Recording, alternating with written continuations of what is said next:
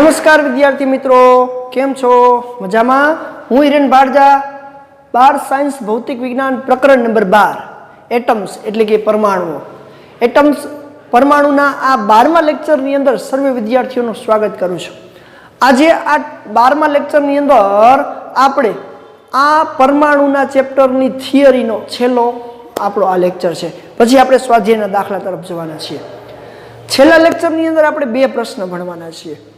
एक तो आपणे आगळ वात करी के बोहर परमाणु मॉडल छे ई यंत्रशास्त्र अनुसार कार्य करे छे।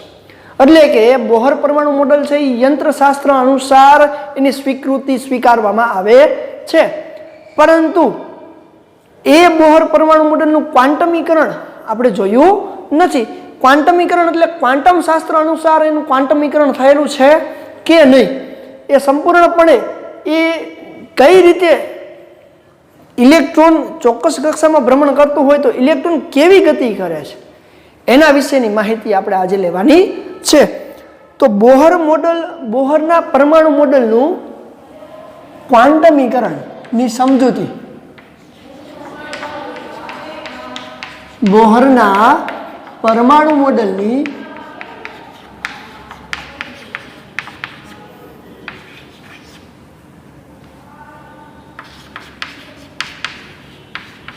ક્વાન્ટમીકરણની સમજૂતી, ક્વાન્ટમીકરણની સમજૂતી કોના દ્વારા? ડી બ્રોગલી દ્વારા।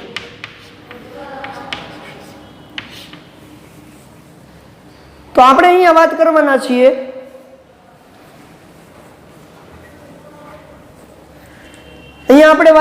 છીએ કે બોહરના પરમાણુ મોડેલની સમજૂતી ક્વાન્ટમીકરણ દ્વારા। ક્વાન્ટમીકરણ જેમ કે બોહરનું પરમાણુ મોડેલ છે એ કોના અનુસંધાને આપણે લઈએ છીએ તો કે યંત્રશાસ્ત્રના અનુસંધાને એ કોઈ એવી ચોક્કસ કક્ષામાં ભ્રમણ કરે છે। તો અહીંયા આપણે આ સમજૂતી ક્વાન્ટમીકરણ માટે આપણે અહીંયા એવું જોવું છે કે બોહરનું આ પરમાણુ મોડેલ એ કોઈ ચોક્કસ કક્ષામાં ભ્રમણ કરતું હોય તો એ ઇલેક્ટ્રોન પરમાણુની અંદર ચોક્કસ કક્ષામાં ભ્રમણ કરે છે, એના માટે બોહરનો બીજો અધિતર્ક ખૂબ જ અગત્યનો છે। તો બોહરનો બીજો અધિતર્ક આપણને ખબર છે, શું કહે છે? બોહરના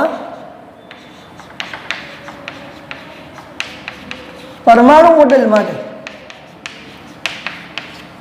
બીજો અધિતર્ક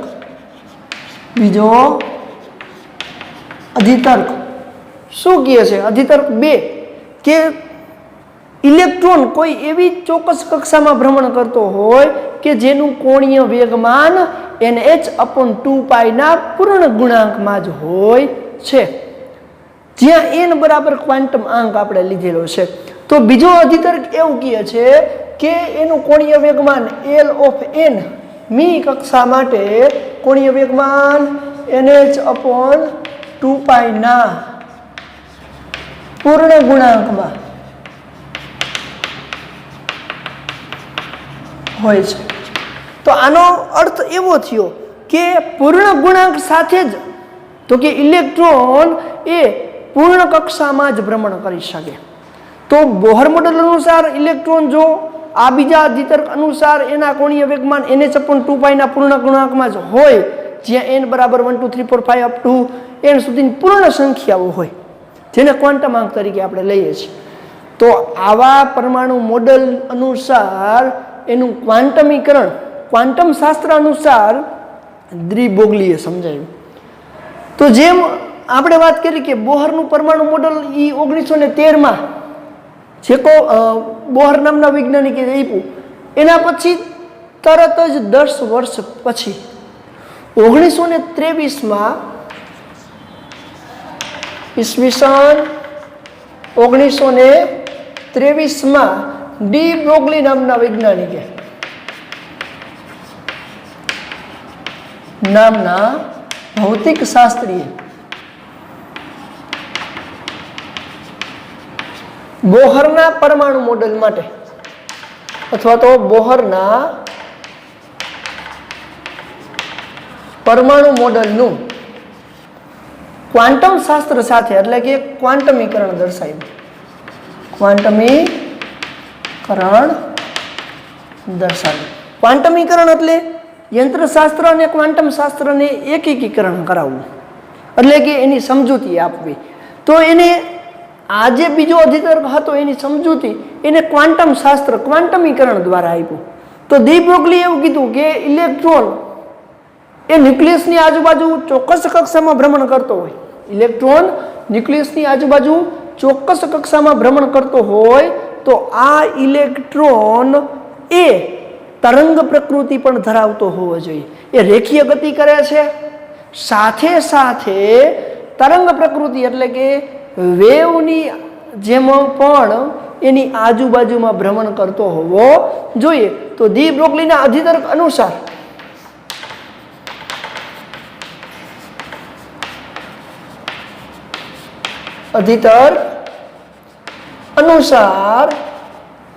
ઇલેક્ટ્રોન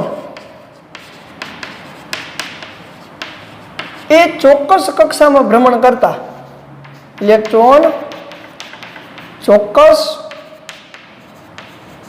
કક્ષામાં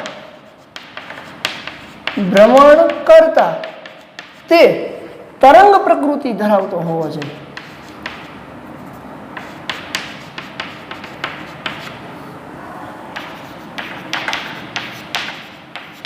તરંગ પ્રકૃતિ ધરાવતો હોવો જોઈએ. તો આપણે તમે 11મા ચેપ્ટરની અંદર ભણવાના છીએ કે તરંગ પ્રકૃતિ ધરાવતો હોય એવો આ ઇલેક્ટ્રોન એ વિકિરણનું ઉત્સર્જન કરે. એટલે કે 11મા ચેપ્ટરમાં તમે ભણી ગયા કે ડી બ્રોગલી તરંગ લંબાઈ અનુસાર lambda is equal to h/p જેટલું થવું જોઈએ. એટલે કે 11મા ચેપ્ટરમાં તમે ભણશો કે ડી બ્રોગલી આપેલા અધિતર્ક અનુસાર ઇલેક્ટ્રોન કોઈ એવી ચોક્કસ કક્ષામાંથી વિકિરણનું ઉત્સર્જન કરે, એક પ્રકારની ઉર્જાનું ઉત્સર્જન કરે, તો આવા ઇલેક્ટ્રોન પાસે કોઈ ચોક્કસ તરંગ લંબાઈ હોય જેને શું કહેવાય? ડી બ્રોગલી તરંગ લંબાઈ. તો ડી બ્રોગલી અનુસાર એના અધિતર્ક અનુસાર ઇલેક્ટ્રોન જો ચોક્કસ કક્ષામાં ભ્રમણ કરતો હોય તો તે તરંગ પ્રકૃતિ ધરાવે. તો એના પરથી બોહરે એવું કીધું કે જો આવું હોય, જો ઇલેક્ટ્રોન તરંગ પ્રકૃતિ ધરાવે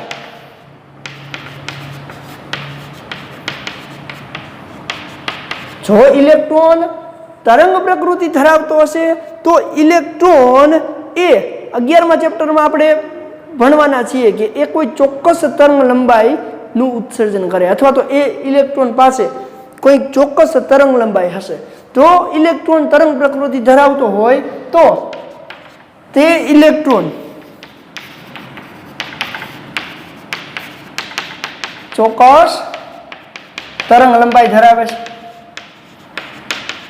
તો તમે 11મા ધોરણમાં ભણી ગયા, 11મા ધોરણમાં તરંગ ચેપ્ટર 15 કે જ્યારે કોઈ દ્રઢ આધાર સાથે એક દોરીને આપણે રાખેલી હોય, દ્રઢ આધાર સાથે દોરીને અહીંયા સ્થિત કરેલી હોય અને અહીંયાથી તમે એનો વિક્ષોભ આપો, તો આપણે ભણી ગયા અહીંથી વિક્ષોભ આપશો તો એ દોરીના તમામે તમામ કોણ વિક્ષોભની હડફેટે આવતા એ તરત એની અંદર એક પ્રકારનું તરંગ ઉત્પન્ન કરે છે. એક પ્રકારનું તરંગ એટલે હવે આ દોરીની અંદર આવી રીતે આમ તરંગ ઉત્પન્ન થાય અને એ તરંગ છે આવી રીતે આમ આગળ વધે. તો દોરીની હડફેટે આવતા તમામે તમામ કણ છે એની અંદર માત્ર ને માત્ર એવા જ કણો આવી તરંગ ગતિ કરશે. કેવી ગતિ કરશે? તો કે આવી ગતિ કરે. ક્યારે? કેવા કણ ગતિ કરશે? કે જેના નિસ્પંદ એટલે કે નોડ્સ, ઇંગ્લિશમાં એને નોડ્સ કહેવાય, આપણે ભણી જ ગયા છીએ. નિસ્પંદ ની હડફેટે આવતા જેટલા પણ કણો છે એ બધા આવી રીતે આમ ગતિ કરશે, અહીંયા અથડાય અને પાછા એ પરાવર્તિત કમાનની જેમ આગળ વધશે. પરંતુ આમાં સ્પંદનની અંદર નોડ્સ અને એન્ટી નોડ્સ પણ આપણે આવતું, એન્ટી નોડ્સ એટલે કે એવા કણો અહીંયા તરંગ ગતિ નહીં કરી શકે. કેવા કણો? કે જે એકબીજાની અસરને નાબૂદ કરતા હોય, એકબીજાની અસરને નાબૂદ કરતા હોય એવા કણો અહીંયા સ્થિર રહેશે. કેવા રહેશે? સ્થિર રહેશે. તો એવા સમયે આપણને અહીંયા દોરી ઉપર જે સ્પંદન આપ્યું છે, સ્પંદનના કારણે દોરીમાં એવા જ કણો આગળ વધશે. જોકે એ લંબ સમતલને લંબ શું કરશે? ગતિ કરશે, જેથી આપણને આવું દેખાય છે. તો એની અંદર આ જ સિદ્ધાંતનો ઉપયોગ કરી અને બોહર એવું કહે છે અને ડી બ્રોગલીના તરંગ લંબાઈનો ઉપયોગ કરીને એવું કહે છે કે જો ખરેખર ઇલેક્ટ્રોન તરંગ પ્રકૃતિ ધરાવતો હોય, જો ઇલેક્ટ્રોન તરંગ પ્રકૃતિ ધરાવતો હોય તો આ ઇલેક્ટ્રોન ન્યુક્લિયસથી ચોક્કસ કક્ષામાં, ધારો કે આ ન્યુક્લિયસ છે, એ ન્યુક્લિયસથી ચોક્કસ કક્ષામાં, ધારો કે આ એની ચોક્કસ કક્ષા છે, તો એ ચોક્કસ કક્ષાથી એ પણ આ રીતે તરંગની જેમ જ આગળ વધતું હોય. એટલે કે ઇલેક્ટ્રોન ચોક્કસ કક્ષામાં ભ્રમણ કરતો હોય તો વર્તુળાકાર કક્ષામાં ઇલેક્ટ્રોનને દ્રવ્ય, વર્તુળાકાર કક્ષામાં ઇલેક્ટ્રોનને દ્રવ્ય તરંગ સ્વભાવ હોય. તો જોવો જોઈએ અહીંયા આપણે ડી બ્રોગલીના દ્વિતર્ક અને બોહરના આ પરમાણુ મોડેલ અનુસાર ઇલેક્ટ્રોન ચોક્કસ કક્ષામાં ભ્રમણ કરતો હોય એના માટે આપણે વાત કરીએ.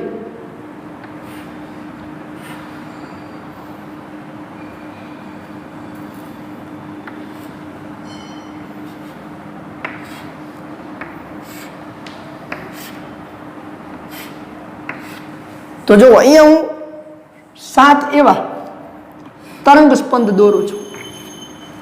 તો તરંગ સ્પંદની અંદર ઇલેક્ટ્રોન જો આ રીતે ગતિ કરતો હોય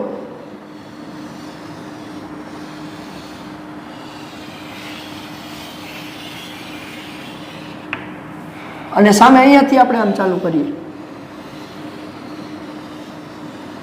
આકૃતિ વ્યવસ્થિત આપણે દોરાણી નથી પણ કંઈ વાંધો નહીં, આપણે ખાલી એના સ્પંદને જ સમજવાના છે. એટલે કે જો એ તરંગ પ્રકૃતિ ધરાવતો હોય તો એ એના ન્યુક્લિયસની આજુબાજુ, ન્યુક્લિયસથી સમાન અંતરે, એવરેજ સમાન અંતરે એ આવી રીતે ગતિ કરતો હોય. એટલે કે ક્રમશઃ સ્પંદ નિસ્પંદના આકારે ગતિ કરતો હોય. જો આવી રીતે ગતિ કરતો એક ઇલેક્ટ્રોન એ r ત્રિજ્યામાં v જેટલા વેગથી ગતિ કરતો હોય તો આપને ખબર છે કોણીય વેગમાનના સૂત્ર પ્રમાણે કોણીય વેગમાનને ln ને કેની વડે દર્શાવાય, mvn rn = nh/2π વડે આપણે દર્શાવીએ છીએ. પણ આપણે આ બોહર પરમાણુ મોડેલની ક્વાન્ટમીકરણની સમજૂતી ડી બ્રોગલી અનુસાર દેવાની છે. તો ડી બ્રોગલી અનુસાર દેવાની હોય તો આ r ત્રિજ્યામાં આવી રીતે, એટલે કે તરંગ સ્પંદના આધારે ગતિ કરતા આવા ઇલેક્ટ્રોન છે એ ઇલેક્ટ્રોનના આધારે પણ આપણે આપી શકીએ. તો ડી બ્રોગલી તરંગ લંબાઈનું સૂત્ર 11મા ચેપ્ટરની અંદર આવશે, λ = h/p, જ્યાં p = mvn. p ની જગ્યાએ મૂકું તો λ =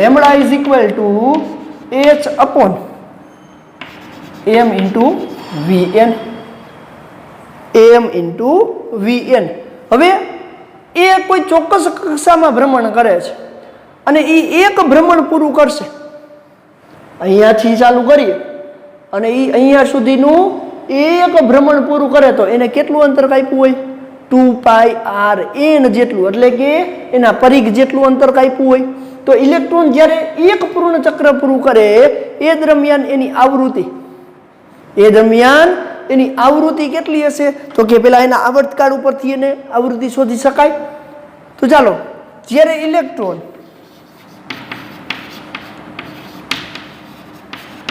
એક પરિભ્રમણ અથવા એક પૂર્ણ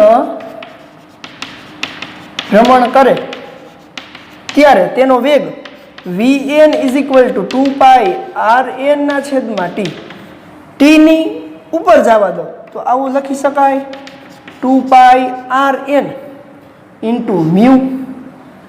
μ એટલે શું છે તો કે આવૃત્તિ, જ્યાં μ = ઇલેક્ટ્રોનની આવૃત્તિ, તો આવૃત્તિની જગ્યાએ તમે લેમ્બડા લખી શકો.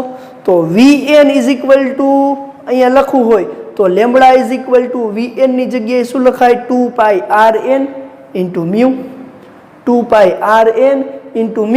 તો જોવો જોઈએ અહીંયા હું vn ની જગ્યાએ કિંમત મૂકું તો λ = અહીંયા લખી શકું કે m 2πrn × μ, rn = nh/2π. એટલે કે એવી જ ચોક્કસ કક્ષામાં ભ્રમણ કરશે. 2π અહીંયા આવશે, n ને મારે કરતા બનાવવું હોય તો n છે એના ઉપરથી તમને અહીંયા ડી બ્રોગલી તરંગ લંબાઈનું સૂત્ર તમને મળે.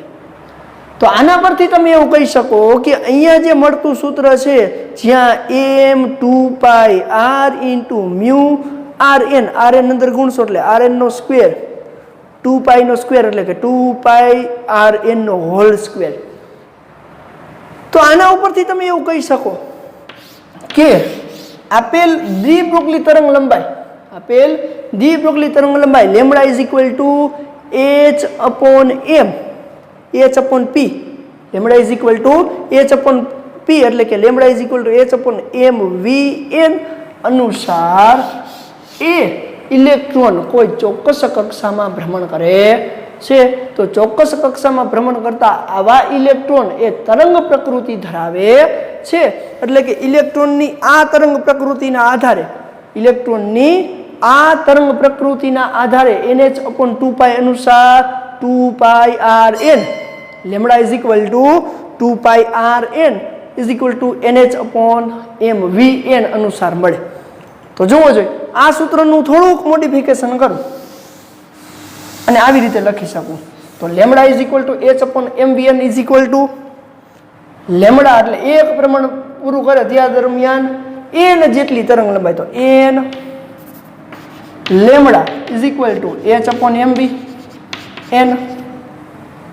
તો જોવો જોઈએ એક લેમ્બડા એટલે આટલું થાય. જો આ એક લેમ્બડા છે એવા n લેમ્બડા જેટલા હોય તો અહીંયા આપણે કેટલા લેમ્બડા લીધા છે જોવા જોઈએ 1 2 3 4 5 અને 6.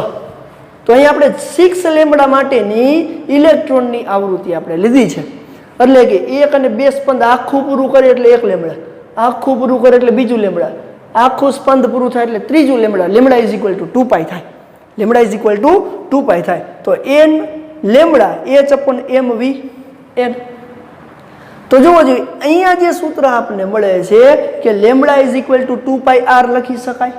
Lambda is equal to 2 pi r. તો અહીંયા હું લખું કે n 2 pi r n is equal to h upon m vn અને n લેમ્બડા માટે nh અપોન m vn. ચાલો 2 પાઈ નીચેની તરફ લઈ જાઓ તો શું થાય? તો અહીંયા જોવો જોઈએ આપને મળે m rn vn is equal to nh upon 2 પાઈ. શું મળશે? nh અપોન 2 પાઈ. તો આ કેના જેવું છે? nh અપોન 2 પાઈ nh અપોન 2 પાઈ ln. તો એની તરંગ લંબાઈ ln is equal to nh upon 2 પાઈ ના પૂર્ણ ગુણાંકમાં હશે એવા જ ઇલેક્ટ્રોન કોઈ ચોક્કસ કક્ષામાં ભ્રમણ કરી શકશે. તો આ છે ડી-બ્રોગલીના અધિતર્ક અનુસાર ઇલેક્ટ્રોનની તરંગ પ્રકૃતિના આધારે એનું ક્વાન્ટમીકરણ. ઇલેક્ટ્રોનની તરંગ પ્રકૃતિના આધારે એનું ક્વાન્ટમીકરણ એટલે કે lambda is equal to h upon m vn. n મી કક્ષામાં ઇલેક્ટ્રોનનો વેગ, rn મી કક્ષામાં ઇલેક્ટ્રોનની ત્રિજ્યા. તો અહીંયા હું n વડે દર્શાવી દઉં rn. તો બોહરનું પરમાણુ મોડેલનું ક્વાન્ટમીકરણ ડી-બ્રોગલીના આ અનુસંધાને આપણે લઈ શકીએ છીએ. તો આ છે ડી-બ્રોગલીના અધિતર્ક અનુસાર બોહર મોડેલનું ક્વાન્ટમીકરણ. ચાલો જોઈ લેજો, કંઈ એટલું બધું ખાસ છે નહીં.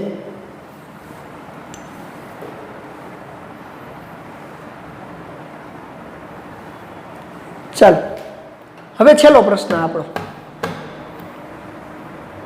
જેમ થોમ્સનના પરમાણુ મોડેલની મર્યાદાઓ જોઈ, જેમ રુથરફોર્ડના પરમાણુ મોડેલની મર્યાદાઓ જોઈ, એવી જ રીતે બોહરના પરમાણુ મોડેલની મર્યાદાઓ, બોહરના પરમાણુ મોડેલની મર્યાદાઓ.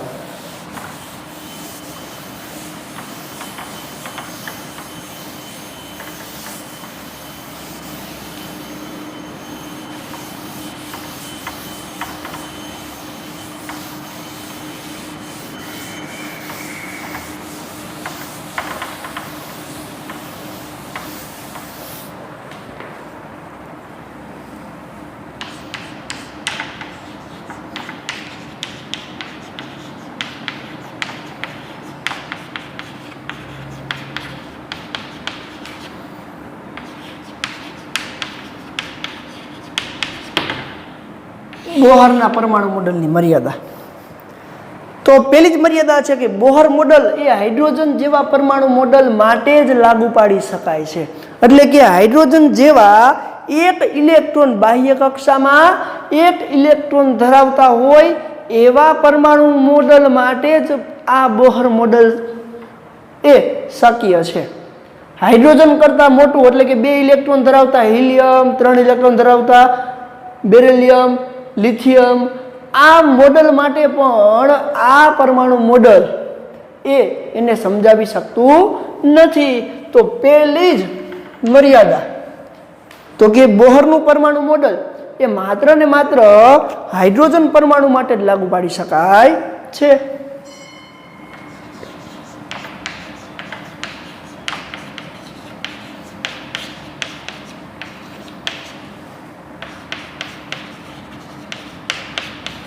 હાઇડ્રોજન જેવા એક ઇલેક્ટ્રોન ધરાવતા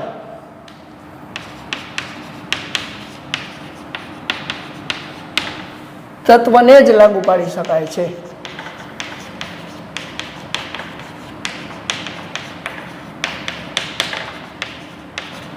બે કે બે કરતા વધારે ઇલેક્ટ્રોન વાળા, બે કે બે કરતા વધારે ઇલેક્ટ્રોન ધરાવતા, ઉદાહરણ તરીકે હિલિયમ,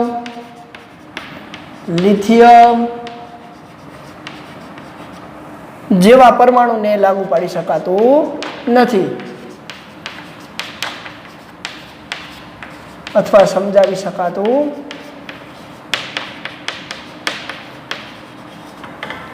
શું કામ? એનું કારણ શું? તો એ આપણે એની બીજી મર્યાદામાં લખીએ તો આ પરમાણુ મોડલ એ હાઇડ્રોજન પરમાણુ જેવા એક ઇલેક્ટ્રોન ધરાવતા હોય એવા હલકા કણ માટે જ આપણે લાગુ પાડી શકીએ છીએ. બે કે બે કરતા વધારે ઇલેક્ટ્રોન ધરાવતા હિલિયમ, લિથિયમ, બેરિલિયમ આવા કોઈ પણ મોટા તત્વ માટે, એટલે કે બે કરતા વધારે ઇલેક્ટ્રોન, બે કે બે કરતા વધારે ઇલેક્ટ્રોન ધરાવતા હોય એવા પરમાણુને લાગુ પાડી શકાતું નથી. શું કામ? તો આપને ખબર છે તો એ લખીએ, કારણ કે ન્યુક્લિયસ અને ઇલેક્ટ્રોન વચ્ચે લાગતા કોલંબીય આકર્ષણ બળ ને અહીંયા સમજાવી શકાય છે. કારણ કે આ પરમાણુ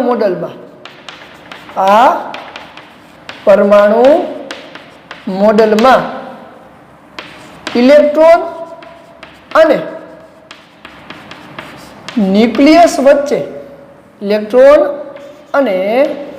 ન્યુક્લિયસ વચ્ચે લાગતું આકર્ષણ બળ સમજાવી શકાય છે. પરંતુ મોટા તત્વો માટે, એટલે કે બે કે બે કરતા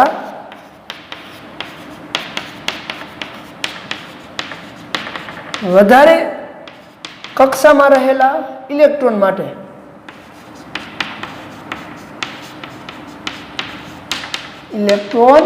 માટે બે ઇલેક્ટ્રોન વચ્ચે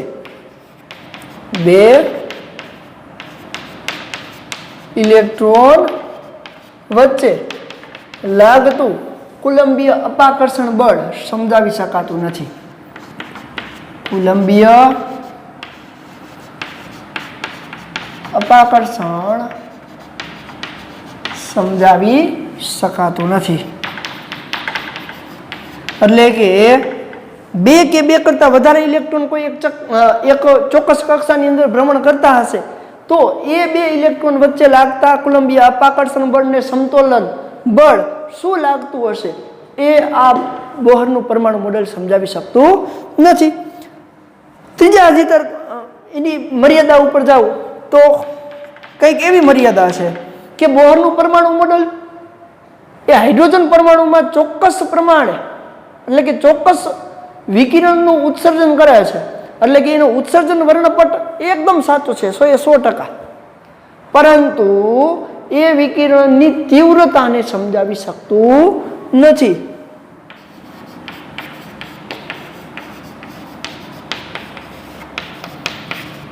બોહર પરમાણુ મોડલ ઉત્સર્જિત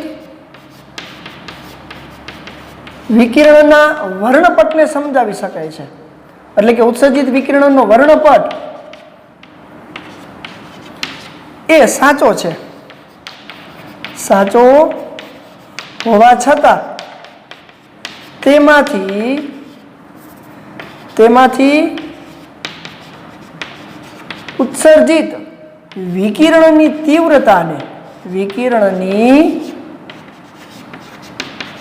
તીવ્રતાને સમજાવી શકતો નથી.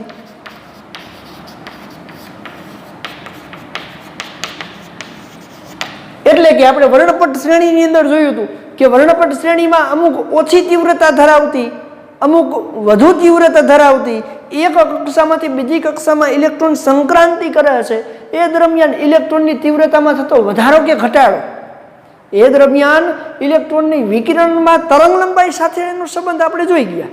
પરંતુ એ વિકિરણની તીવ્રતા, પ્રકાશિતતામાં ઘટાડો અને વધારો એ બોહર મોડલ અનુસાર સમજાવી શકાતો નથી. એટલે કે બોહર મોડલ એ વિકિરણની તીવ્રતાને સમજાવવા માટે નિષ્ફળ નીવડે છે, સફળ થતું નથી. એટલે કે આ ત્રણ, ખાસ તો આ બે જ અધિતર્ક છે એ ઇનફ છે બોહર પરમાણુ મોડલની મર્યાદા માટે. તો બોહરનું પરમાણુ મોડલ એ એક જ ઇલેક્ટ્રોન માટે, એટલે કે હાઇડ્રોજન પરમાણુ માટે જ લાગુ પાડી શકાય છે. હાઇડ્રોજન પરમાણુ કરતાં વધારે ઇલેક્ટ્રોન ધરાવતા એક પણ પરમાણુને આ પરમાણુ મોડલ લાગુ પાડી શકાતું નથી. તીવ્રતાની વાત કરીએ તો તીવ્રતા એ માત્ર ને માત્ર યંત્રશાસ્ત્ર અનુસાર જ સમજાવી શકાય. ક્વોન્ટમ શાસ્ત્રનો અહીંયા ક્યાંય ઉપયોગ કરેલો નથી. એટલે કે આ પરમાણુ મોડલ એ ક્વોન્ટમ શાસ્ત્ર અને પરમાણુ મોડલ અનુસાર અહીંયા જે આપણે ઉપયોગ કરેલો છે યંત્રશાસ્ત્ર, એ બંને એવી સમજૂતી છે કે બંને એક કપલ હોવા છતાં એ ઘરમાં કંકાસ કરતો હોય એવું કપલ છે. એટલે કે આ બંને એક સાથે સંકળાયેલા હોવા છતાં પણ બોહર પરમાણુ મોડલ એને સમજાવી શકતું નથી. એટલે કે એની તીવ્રતાને સમજાવી શકતું નથી, એનું ક્વાન્ટમીકરણને પણ સમજાવી શકતું નથી. પણ આગળનો પ્રશ્ન આપણે એવું કહે છે કે એ તો ડી બ્રોગલીના અધિતર્ક અનુસાર સમજાવવામાં આવે છે. ડી બ્રોગલીના અધિતર્ક અનુસાર સમજાવ્યું છે, જે ક્વોન્ટમ શાસ્ત્ર અનુસાર છે. પણ બોહર મોડલ માત્ર ને માત્ર યંત્રશાસ્ત્ર અનુસાર જ સમજાવી શકાય છે. તો આ છે બોહર મોડલની મર્યાદાઓ. ચાલો જોઈ લેજો.